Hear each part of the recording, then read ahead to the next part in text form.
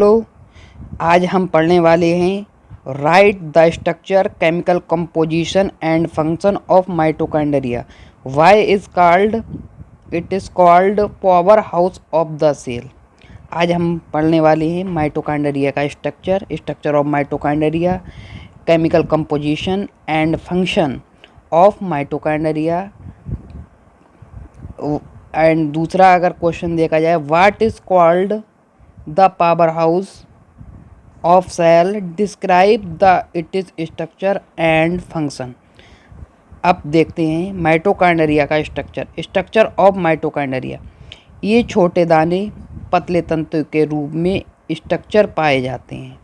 इनका shape 0.2 mu से 0.5 mu तक होता है।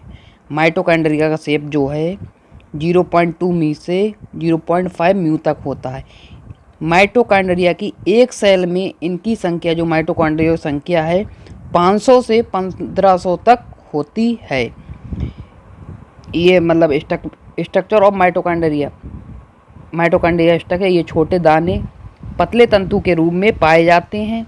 इनका शेप इनका जो आकार 0.2 म्यू से 0.5 म्यू तक होता है। एक सेल में इनकी माइटोकॉन्ड्रिया की संख्या 500 से 1500 तक होती है। नोट, माइटोकॉन्ड्रिया को सेल का पावर हाउस कहते हैं। नोट पॉइंट ये है, माइटोकॉन्ड्रिया को सेल का पावर हाउस कहते हैं क्योंकि यह समस्त एनर्जी का उत्पादन करता है। माइटोकॉन्ड्रिया को सेल का पावर हाउस इसलिए कहते हैं, ये समस्त एनर्जी का उत्पादन करता है। अब आता है अल्ट्रा स्ट्रक्चर ऑफ माइटोकॉन्ड्रिया। ये दोहरी मेम्ब्रेन एवं 2 कोष्ठकों का बना होता है। अल्ट्रा स्ट्रक्चर ऑफ माइटोकॉन्ड्रिया ये दोहरी मेम्ब्रेन एवं 2 कोष्ठकों का बना होता है, जो निम्न हैं। आप स्ट्रक्चर ऑफ माइटोकॉन्ड्रिया का स्ट्रक्चर ये है, ये दोहरी मेम्ब्रेन डबल मेम्ब्रेन से मिलकर बना होता है। Outer membrane, inner chamber, outer chamber. अब हम पढ़ने वाले हैं आउटर मेम्ब्रेन। यह चिकनी लगभग 60 एंगस्ट्रॉम मोटी होती है। आउटर मेम्ब्रेन जो है ये चिकनी लगभग 60 एंगस्ट्रॉम जो है लगभग मोटी होती है तथा ये माइटोकॉन्ड्रिया जो है पूरे को घेरे रहती है। ये पूरे माइटोकॉन्ड्रिया को घेरे रहती है। अब आता है इनर मेम्ब्रेन, अंदर की मेम्ब्रेन, इनर मेम्ब्रेन ये भी लगभग 60 एंगस्ट्रॉम मोटी होती है।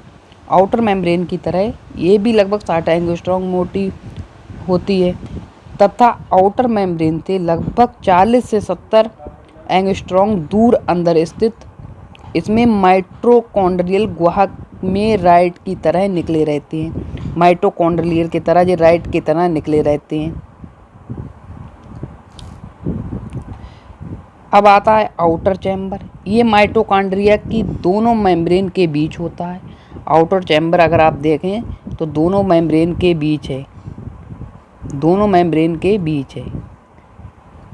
ये लगभग 60 से 80 एंगस्ट्रॉम चौड़ी होती है। अब चौथा इसमें पॉइंट आता है इनर चैम्बर। ये आंतरिक झिल्ली द्वारा घिरा हुआ वो स्थान है। इसमें होमोजीनियस माइटोकॉन्ड्रियल मैट्रिक्स से भरा होता रहता है। ये प्रोटीन एवं छोटे मॉलिक्यूल से मिलकर बनाता है। इनमें कुछ तंतु पाए जाते हैं। अब आता है केमिकल कंपोजिशन माइटोकॉन्ड्रिया।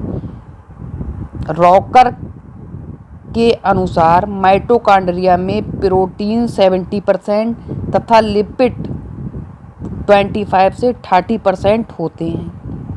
रॉकर के अनुसार केमिकल कंपोजिशन माइटोकॉन्ड्रिया के माइटोकॉन्ड्रिया में प्रोटीन 70% तथा लिपिड 25 से 30% होते हैं। लिपिड्स के कुल भार का 90% फास्फोलिपिड तथा शेष 10% विटामिन ई, कोलेस्ट्रॉल तथा अन्य यौगिक होते हैं। इनमें डीएनए व आरएनए की कुछ मात्रा होती है, जिन्हें माइटोकॉन्ड्रियल डीएनए तथा माइटोकॉन्ड्रियल आरएनए कहते हैं। इनकी सहायता से माइटोकॉन्ड्रिया अपने निजी प्रोटीन व एंजाइम का संश्लेषण करने में